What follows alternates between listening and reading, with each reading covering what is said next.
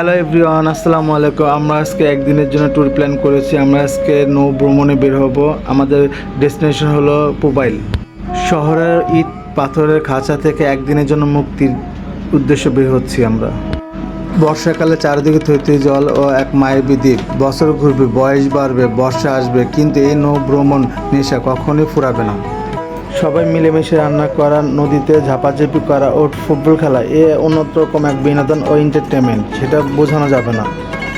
একটা পারফেক্ট ট্যুরের পিছনে থাকে দারুণ কিছু প্ল্যানিং। 1 মাস আগে বোট ফাইনাল করা, ঠিক একদিন আগে সকাল ও দুপুরের খাবারের জন্য বাজার সদাই শেষ করা। বন্ধুরা, যাতায়াত একদম পানির মতো সহজ। আপনারা ঢাকা শহরের যে কোনো প্রান্ত থেকে বাড্রা, নতুন বাজার থেকে খুব সহজে চলে আসতে পারেন ব্যারাকঘাট বা ইসাপুরা। সেখান থেকে নৌকা চড়ে নদীতে অপরূপ গ্রামীণ দৃশ্য দেখতে দেখতে আপনারা পৌঁছে যাবেন আপনাদের স্বপ্নের যাত্রাপথে।